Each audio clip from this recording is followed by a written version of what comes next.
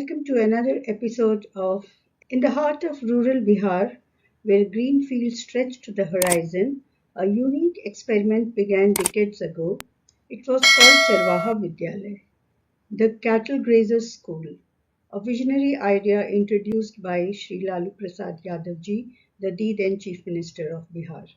Its mission was simple yet revolutionary: bring education to the children who cared for their families, cattle, allowing them to learn without leaving their livelihoods. Beneath open skies and among grazing herds, lessons were taught, dreams were nurtured, and futures quietly began to change. It did not succeed due to many reasons. I have already discussed this in my previous episode on Charvaha Vidyalaya. But I have a strong feeling that if the idea returns, reborn with modern tools and renewed purpose, I'm sure it will be successful. Mobile classrooms roll into villages, digital boards glow under the shade of mango trees, and the spirit of learning blends seamlessly with the rhythms of rural life. In this episode, I will speak about the skills, the livelihood pentagon, and how Charvaha Vidyalaya can be made functional. The demography of Bihar 2025, key population indicators estimates as follows: total population 13.43 crores, males 6.98 crores, females 6.45 crores, sex ratio 927 females per 1000 males. Bihar's caste matrix continues to shape its politics and society. The 2023 Bihar Caste Survey, which counted 13.07 crore people across 215 castes, revealed that backward classes, including OBCs and EBCs, collectively form 63.13% of the population, reinforcing demands for expanded reservation policies. You can see it in this table. Category extremely backward classes EBC 36.01%, over 130 castes, artisans and laborers mostly. Other backward classes OBC 27.12%, so Yadavs, Kurmis, Kushwahas, and their representation is also given. Scheduled caste SC 19.65%, the Dusads, Musahars, Dalit communities. Scheduled tribes 1.68%, indigenous group of Hilly regions, general upper caste 15.52%, Brahmins, Rajputs and Bhumiyars. Muslims cross category 17.70% integrated within OBC and EBC framework. The total number of villages in Bihar is approximately 44,874 as per recent data projections. Bihar has around 38 districts comprising these villages, with the rural population forming the majority. Bihar has 67,665 inhabited and 10,420 uninhabited villages overall. So, you can see how the livelihood pentagon looks like. We have, say, natural capital, the social capital, the financial capital, and the physical capital. And we need to understand all this to understand how to develop the skill of the people and how to raise the standards of Bihar. The livelihood skills refer to a set of practical, vocational, and employability abilities that enable individuals to earn a living and sustain themselves economically. According to the National Education Policy 2020 of India, livelihood skills are essential for making youth future ready and enhancing their employability in a rapidly changing job market. Key points about livelihood skills from NEP 2020 and related initiatives. Livelihood skills include vocational training, on-the-job training, soft skills like communication, teamwork, problem solving, leadership, and domain-specific technical skills.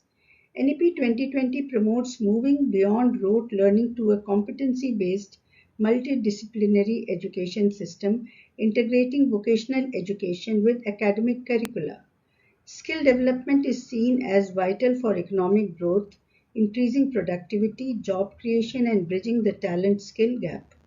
Government programs like Skill India and Pradhan Mantri Kaushal Vikas Yojana focus on providing vocational training in sectors like manufacturing, digital technologies, construction, and emerging areas such as AI, robotics, and 3D printing. Livelihood skills development also includes traditional and non traditional trades, entrepreneurship, financial literacy, and digital literacy. The policy envisions a seamless integration of skill development from school to higher education, enabling students to choose vocational options alongside academics. Adult education and lifelong learning frameworks are all planned to ensure skill upgradation and employability for all age groups. Thus, livelihood skills form a core part of India's educational reform efforts to empower youth with practical, market relevant skills necessary for sustainable livelihoods and economic independence. Industry specific transferable skills for rural livelihoods encompass a combination of technical, entrepreneurial, and soft skills that empower individuals to sustain and enhance their economic opportunities in rural contexts. Key skills valued across various rural livelihood industries include agricultural and agribusiness, crop cultivation techniques, soil management, irrigation, pest control, use of modern tools and machinery, understanding of value chains, market access, and supply chain management. Animal husbandry and dairy, livestock care, breeding, disease management, milk production, and processing skills. Crafts and artisanal skills, traditional crafts, example weaving, pottery, embroidery, knowledge of raw materials, quality control, design adaptation to markets, and packaging. Food processing, preservation techniques, hygiene, packaging, and marketing of processed food products, entrepreneurship and micro enterprise management, business planning, bookkeeping, marketing, digital literacy for e commerce, customer service, and access to credit and financial services, soft skills, communication, problem solving, adaptability, teamwork, and leadership tailored to rural community contexts. Sustainable and green skills, knowledge of environmentally friendly technologies, sustainable farming practices, resource conservation, and climate resilience. Digital and ICT skills, use of mobile phones, computers, and applications for agricultural advisories, market prices, weather forecasts, digital payments, and skill training through online platforms. Health and social care, basic healthcare knowledge, community health support, child care, elderly care, particularly relevant in rural service economies. Key transferable livelihood skills that employers highly value include communication, the ability to clearly convey ideas, listen actively, give and receive feedback, and interact effectively in diverse situations.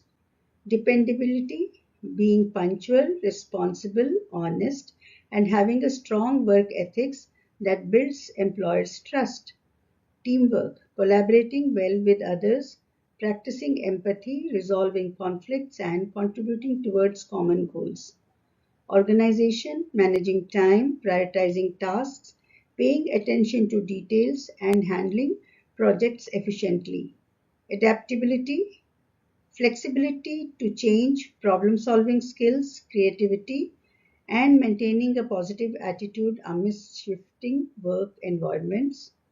Leadership, skills like delegating, motivating teams, managing conflicts, setting goals, and taking initiative. Decision making, critical thinking, analytical ability, and confidence to assess situations and choose appropriate actions quickly.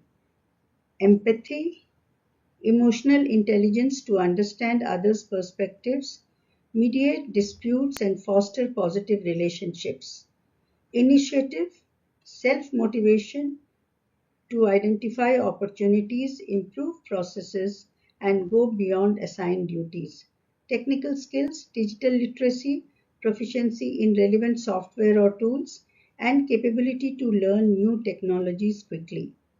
These skills are valued across industries because they enable employees to work effectively, adapt to future challenges, collaborate well, and continually grow, making them assets beyond specific job roles or technical know-how. Employers seek employees who combine these transferable skills with job-specific expertise for long-term success. A quote from Ma Anandmayi: education for livelihood alone will never make our life full and complete. So we have to also respect our own self. Dignity of the self is very important. Once you have respect for yourself, then you will respect the community also. The Human Development Index (HDI) measures a country's overall performance in health, education, and economic living standards. Iceland leads the 2025 HDI rankings with the highest HDI of 0.972. The global average HDI is about 0.739.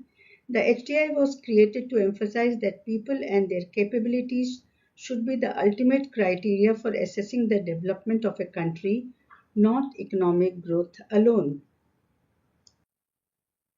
A revival module for Charvaha Vidyalaya aligned with international best practices for pastoralists' children education should focus on flexibility, community engagement, and integrating livelihood with learning.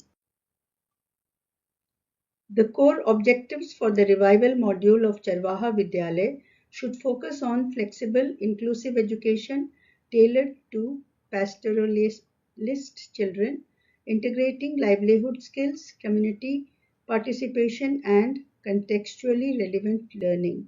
Success metrics should be specific, measurable, achievable, relevant, and time bound, that is, SMART, and track both educational attainment and practical life impact.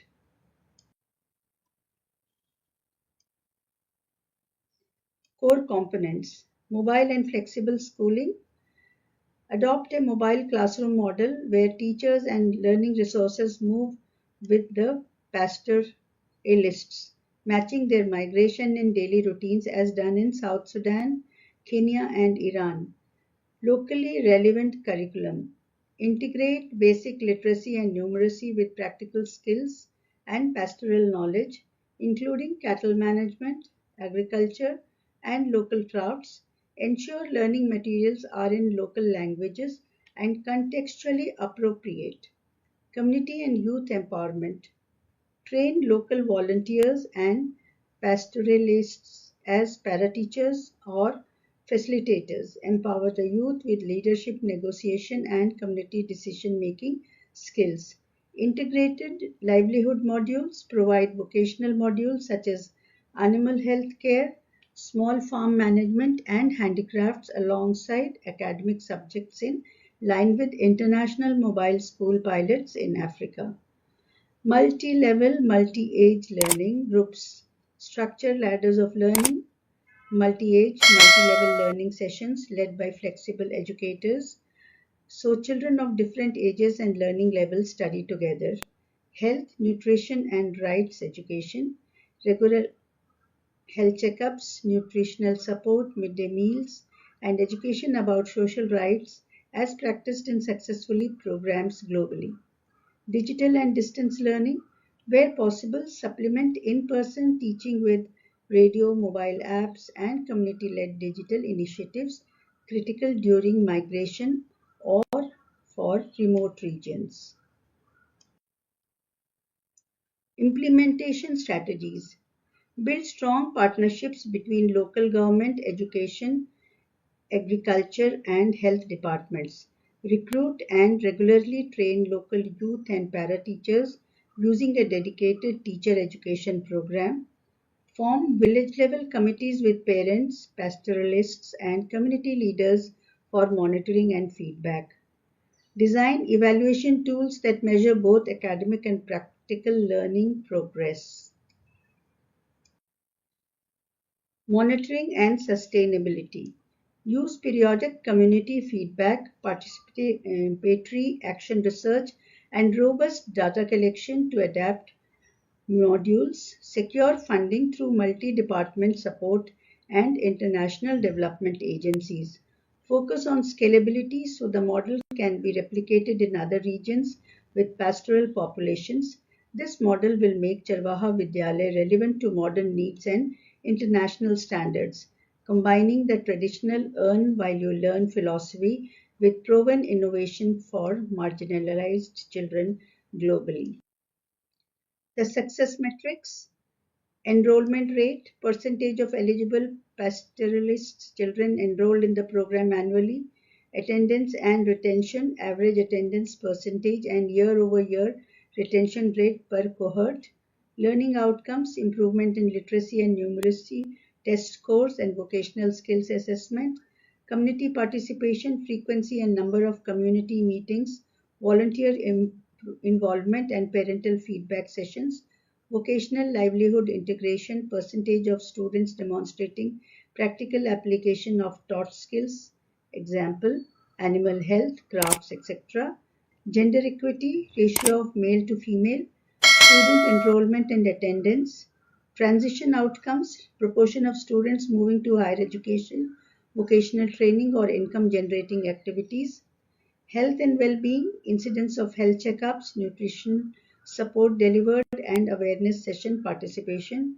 These objectives and metrics will drive the effectiveness of Charvaha Vidyalay's revival, ensure accountability, and allow regular adaptation to the needs of the pastoralists community and global best practices. The revival of Charvaha Vidyalaya cannot happen until and unless the sarpanchs of every village are trained to do so. The key components of sarpanch training for educational leadership.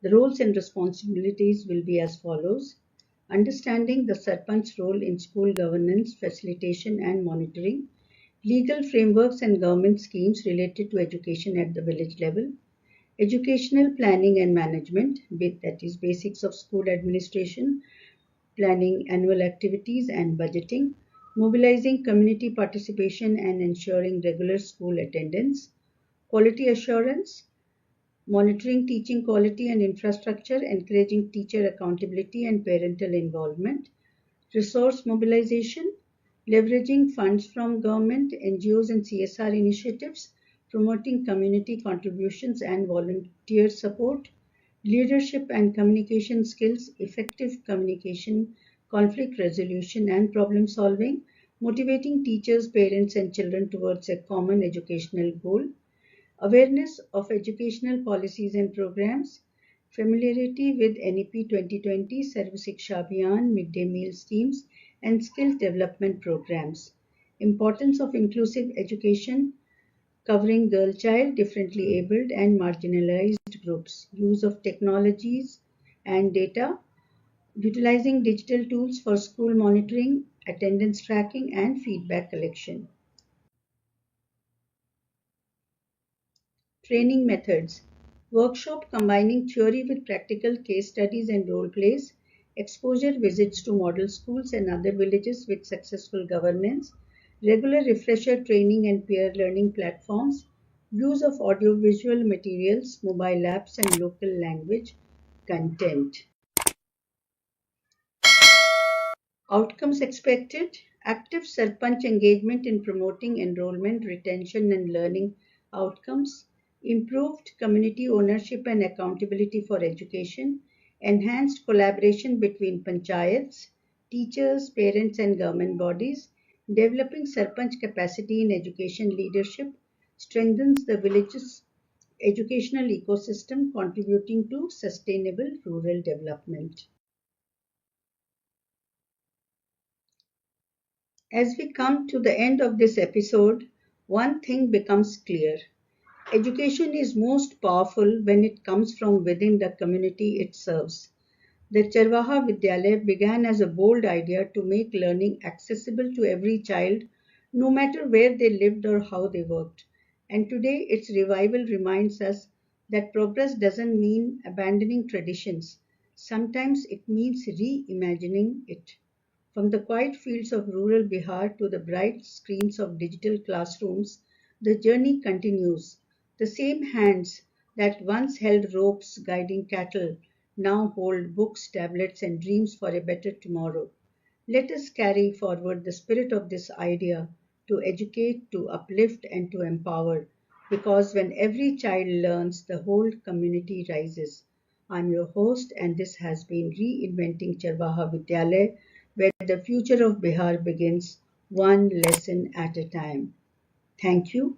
If you have liked the episode, kindly like, share, and subscribe. I'll be back again with another episode shortly on education. Thank you.